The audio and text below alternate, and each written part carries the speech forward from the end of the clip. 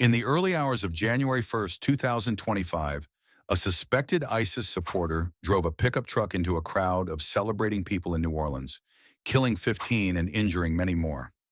Something similar, although not motivated by any affiliation to a terror organization, had already happened in December in Magdeburg, Germany, when a migrant from Saudi Arabia drove a rented car into a Christmas market, injuring more than 200 people, some fatally. While Trump and his border czar, Tom Homan, were quick to blame illegal immigration for the attack in New Orleans, ignoring that the attacker was born in the U.S., the attack of Magdeburg has shown to be even more consequential, pouring oil onto the flames of a significant right-wing sentiment that has been forming and radicalizing itself for more than a decade in Europe, the United States, and even parts of the Second World. After the December incident, Magdeburg has seen large and violent right-wing protests. People with a migrant background are currently even advised not to be on the streets alone at night. However, what most people still don't understand is that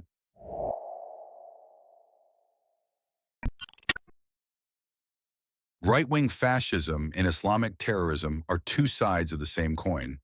They need each other to survive. For years now, we have talked about the interconnection between imperialism and Islamic fundamentalism, with many modern-age Islamist terrorists having been propped up by the U.S. to crush Middle East, West Asian, and North African independence movements.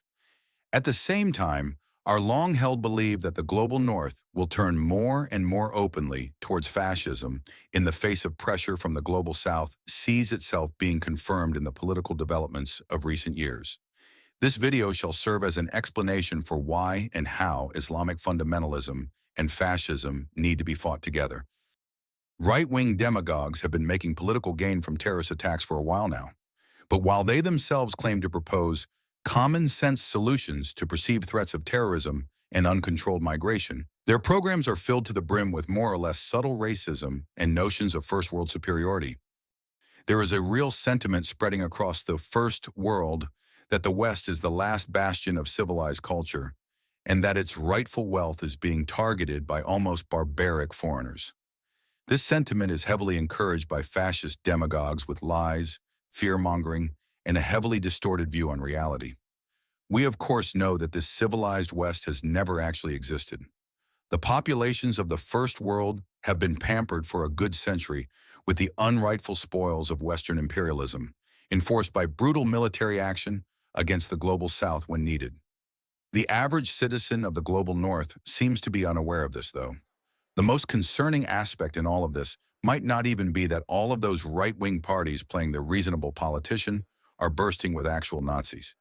In fact, the biggest indicator of the West shifting towards fascism might be the moderate conservatives that, while nominally opposing these developments, tacitly copy fascist talking points and secretly get ready to talk about coalition governments with them, as evidenced by recent developments in Austria.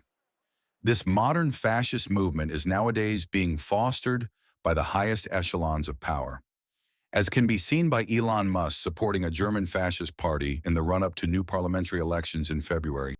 The same party whose members have been caught planning the mass deportation of illegal and legal migrants, as well as the restriction of rights for people without a clean German descent. He's kind of Nazi. It's not! Nazi. Come on. I don't know, man. Seems kind of Nazi. to me.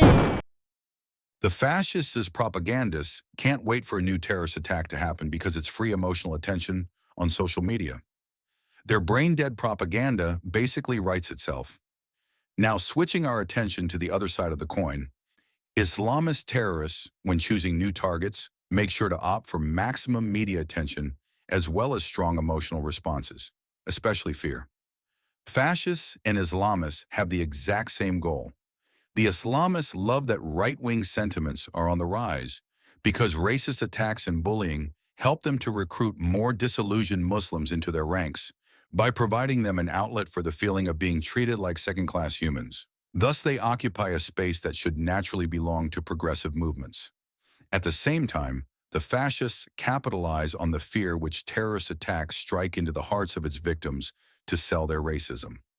This symbiotic cycle will continue growing if it's not interrupted, And realistically speaking, we do expect this mechanism to spiral upwards even more, and social tensions to rise even higher in the run-up to a global socialist revolution. However, as an organization that feels responsible for the fate of all of humanity, we do want to offer aid to our members and friends in the first world, where we see a lot of potential and dire need for agitation.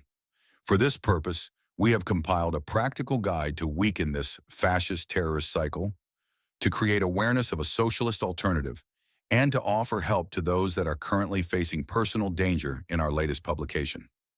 Everyone can use these ideas and apply for support from the organization in doing so, whether they are members or not. The link is in the video description.